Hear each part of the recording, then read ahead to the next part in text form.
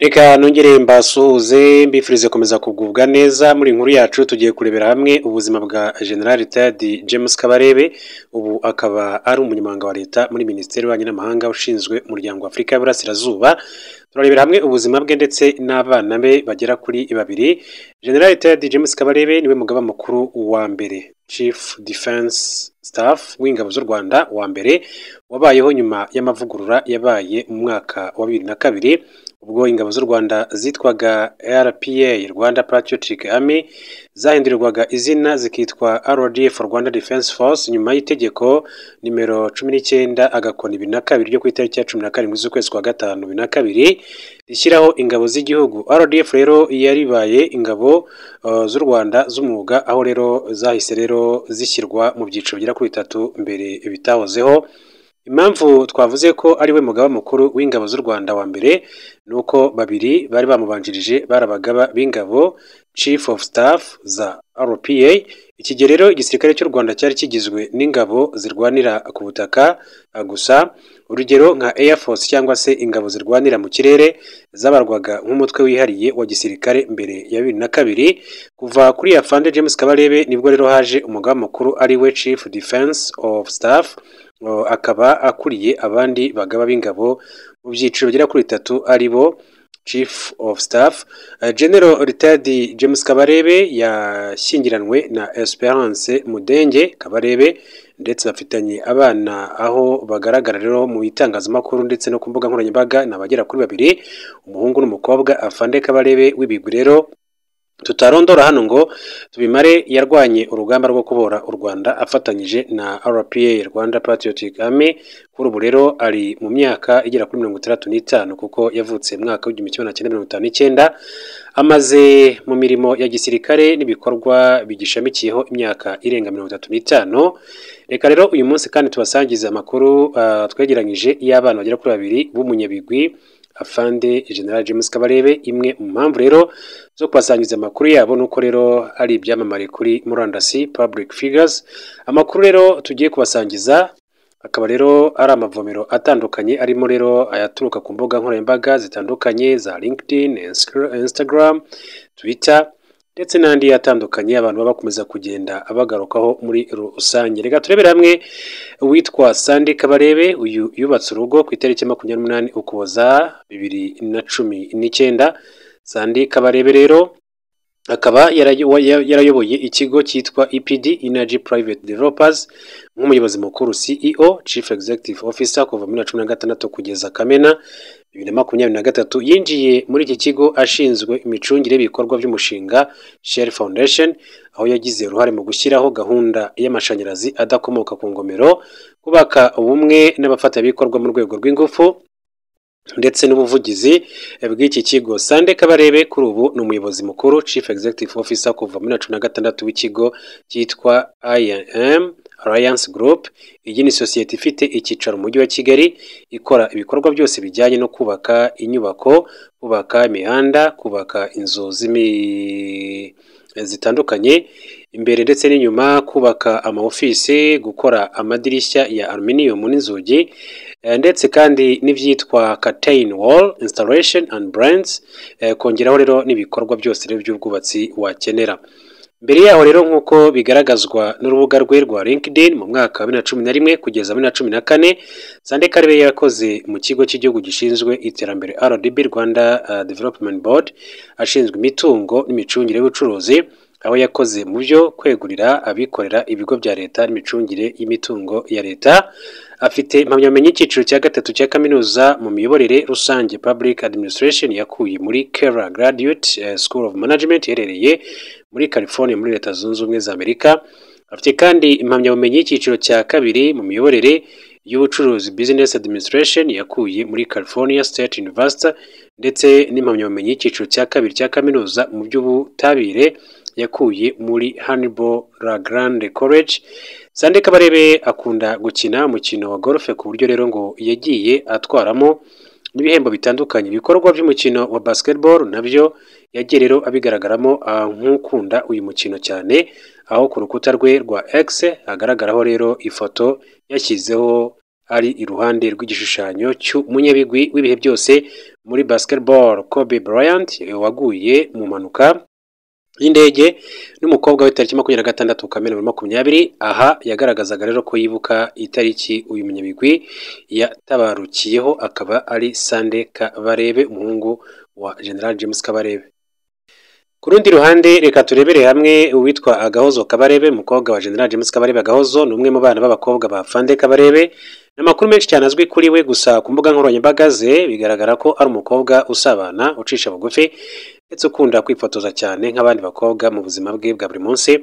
Uyu mukobwa ugaragara nk'ukunda abantu cyane, mu mwaka wa 2022 yageze ku babarizwaga mu itsinda ry'aba models riherereye muri Canada mu mujyi wa Ottawa yitwa Angus Models. Uyu mukobwa kandi yafunguye chaîne ya YouTube mu mwaka wa 2021 yitwa Entre WRO, imaze rero kugira abayishyigikira basaga 500.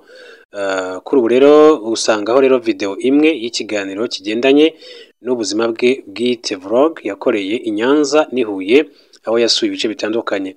Iyo witegereje neza rero witonze urubuga rwa Instagram rwa Agahozo Agasaro rukurikiranwa n'abakaba 18, ubona ko ari umwana w'umukobwa ukunda kwambara akaberwa ndetse kandi akambara imyenda igezweho. Ni umukobwa ugaragaza ko akunda gutembera cyane ibice bitandukanye by'isi ndetse akaba anagaragaza ko asoma ku gasembuye nk'uko abigaragaza mu mafoto ye ya Instagram. Mu mwaka wa 2017 yitabiriye itorero Indangamirwa, naho mu mwaka wa 2022 abinyujije kuri konti ya Instagram yasangije bamukurikira amafoto y'ababyeyi be aribo Afande James Kabarebe na Esperance Mudenge Kabarebe, ndetse anashimangira ko basangira itariki imwe y'amavuko n'ababyeyi be, itariki ya 28 Nyakanga. Ne les engage aucunement. Je pense qu'il est temps que l'Afrique recourt à d'autres méthodes que les guerres. Notre pays a été en guerre avec le Rwanda, où le Rwanda a interposé au moins 4 reprises. L'AFDEL, le RCD, le CNDP, le M23-1, le M23-2. Si l'objectif de la guerre était réellement de régler des problèmes tels que les FDLR, qui est le prétexte qui est utilisé aujourd'hui, ou alors des problèmes de stigmatisation de certaines communautés, je pense qu'après toutes ces années et toutes ces guerres, on aurait trouvé des solutions. Mais au jour d'aujourd'hui, au contraire, il y a des gens qui veulent se faire porte-parole de notre communauté, alors que nous-mêmes, nous n'avons demandé rien à personne. Nous n'avons pas invité le Rwanda pour venir plaider notre cause, et encore moins en faisant la guerre à notre pays. Parce qu'ils enveniment la situation, au contraire. Et nous pensons, nous, qu'on doit laisser aux Congolais, entre eux, régler leurs problèmes. Le Congo ne se transporte pas dans les autres pays, même s'il y a une partie de sa communauté qui vit dans un autre pays, pour régler les problèmes de ces communautés-là. Donc aujourd'hui, en tant que Munyamurenge, en tant que Tutsi congolais, je considère que nous avons aujourd'hui un leadership au niveau du pays, qui est un leadership responsable et qui peut donner à chaque Congolais sa place. ngira ngo ahari twese twumvise iri jambo ry'uyu mugabo aho avuga ngo iki gihugu cya Kongo ngo dufite umuyobozi ugomba guhereza buri muturage wese aho aba kandi hamukwiriye. Mbere yo guca mu ijambo muvandimwe, uretse gato musobanuro gatoya, ntago ndi butinde mu magambo avuze yose, ntago nigeze numva ijambo ryanuza rya mayimayi, ntago ntaryumvise. Kandi iminembwe ubu ngubu imeze nabi cyane, ntabwo yageze avugisha ijambo rya mayimayi bakomeza bica abanyamurenge hari. Urumva yavuga mayimayi na sebuje ari mayimayi. Ijambo yavuze c'est ridicule, ndababwiza c'est ridicule kubona umuntu umeze n'uyu, ntabwo ngo sorry Safari ndakumyutinza, I'm sorry. Reka nandimo kuzamura Inosa hanyuma ndakumyuting, ariko biraje bikunde, hanyuma wongere ukomeze ufate mic. Nta kibazo muvandimwe, nta kibazo. No Safari wakomeza, ariko wakomeza ugasoza, yari yakumyutinza.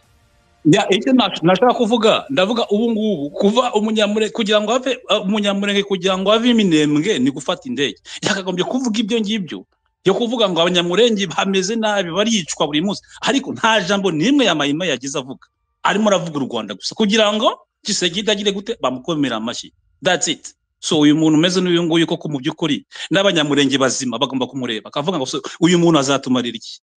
Nicyo nshaka kongeraho murakoze. Urakoze cyane ngaho noneho bibaze ese hari izi discours zimeze gutya kubera ko tutazisanga kuri Azarias Ruberwa cyangwa kuri Moise biba byagenze gute ahubwo twaba twazibona kuri uyu nguyu akaba ari nawe bahaye n'uwo mwanya ni iyihe mpamvu udashobora kuzibasangaho bibasira ibindi hanyuma noneho umuntu uzi ngo turi hamwe cyangwa se umuntu burya hari abantu umuntu agira ngo barajyana ariko batajyana intekerezo ziri ahandi nge nababwiye niba hari ibindi biba biri inyuma y'amarido mujye mubivuga bigaragare naho umuntu uri kuvuga gutya umuntu uri kurira uvuga ngo intambara twayishoweho n'ibindi bihugu hanyuma ntarebe igihugu cye uko cyagenze uko aricyo cyabiteye cyateye izo ntambara n'izo mfu zose n'abantu baribwa hose hariya mu gihugu hanyuma bakareba ikindi gihugu nge ntekereza mu by'ukuri bamwe na bamwe baba bibeshya hanyuma none abantu bakavuga ngo twishimire ngo insinzi y'uyu mugabo ya reka duhereze umwanya ahari umuntu bita Ziravumera niwe ukurikiye hose Sniper ndumva ari no harakwikiraho Byte Union. Okay. Halo, muranyumva? Turakumva Byte. Okay. Mwiriwe. Ni mwaramutse sinzi abantu bari hose baherereye. Njyewe ngiye kuvuga ikintu gitandukanye wenda n'ibiri kuri sije ariko bifite aho bihurira na sije ho gatoya ni topic niyo mvuga. Ndabanza nje nsaba abantu bahostinga ba felicita ba hostinga bakora criticism nibiremerewe pe ariko icyo nje mbasaba bikunze n'ubusabe bishobora kwanga cyangwa bigakunda bikunze abantu tugabanye amaspace nkaya kuko ndikubona njewe ni distraction harimo kuza distraction tugatsana bagiye guta focus kandi ibi byose birazamuka bigera ahantu hamwe iyo ni